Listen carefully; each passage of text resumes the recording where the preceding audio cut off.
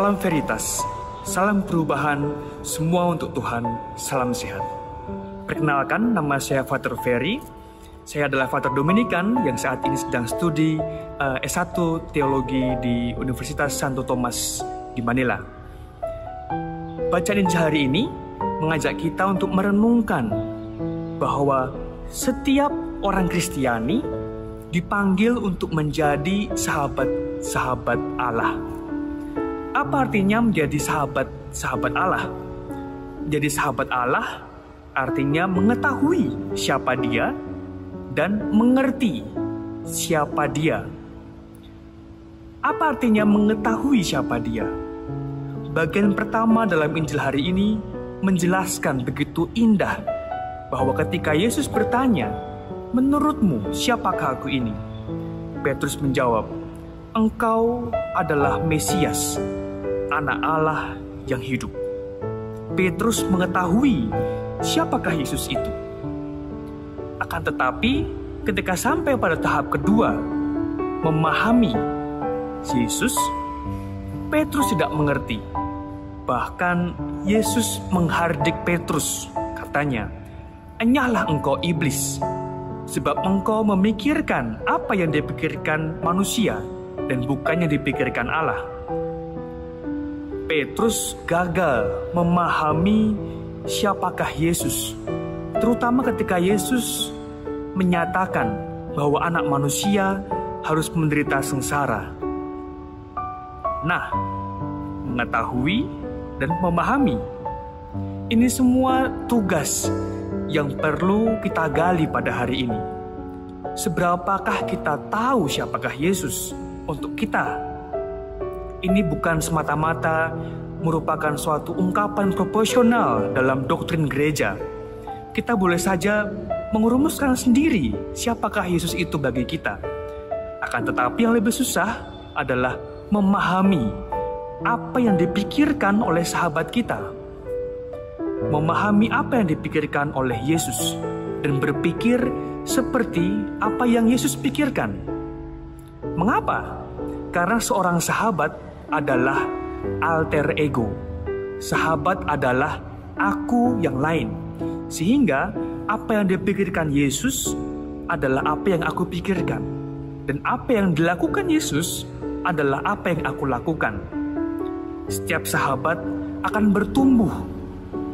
Lama-kelamaan menjadi serupa dengan sahabatnya. Sehingga pantaslah disebut alter ego atau aku yang lain. Inilah tantangan bagi setiap orang Kristiani.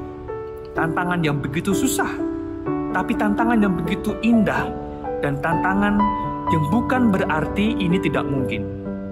Para rasul mengalami jatuh bangun dalam memahami Yesus, jatuh bangun dalam usaha untuk bertindak seperti Yesus, dalam berpikir seperti Yesus, berbicara seperti Yesus. Mereka pun jatuh bangun. Orang kudus pun juga mengalami jatuh bangun dalam usahanya mengetahui Yesus, usahanya untuk memahami Yesus, dan usahanya untuk bertindak seperti Yesus.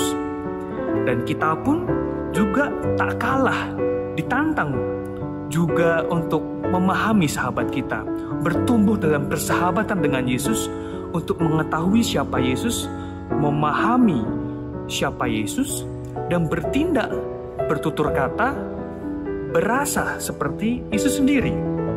Karena sekali lagi, seorang sahabat adalah alter ego atau aku yang lain. Yesus telah bersabda bahwa engkau adalah sahabatku. Berarti kita pun memiliki harapan bahwa kita pun pada akhirnya dapat masuk ke kehidupan intim bersama Yesus untuk mengetahui Yesus, siapakah Yesus sebenarnya, untuk memahami siapakah Dia, bertindak, bertutur kata, berperasaan seperti Yesus sendiri. Kita dapat belajar dari Santo Dominikus de Guzman, di mana ia banyak sekali menghabiskan waktu dalam pergumulannya untuk memahami Yesus, dalam pergumulannya untuk mengetahui siapakah Yesus, dan pergumulannya untuk mengetahui apa yang Yesus inginkan.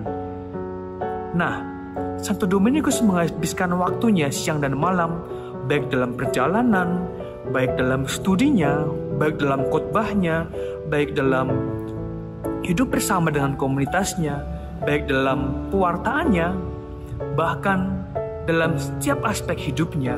Santo Dominikus senantiasa mencari kehendak Allah, mengetahui kehendak Allah, dan mengetahui apa yang Yesus inginkan dalam hidupnya.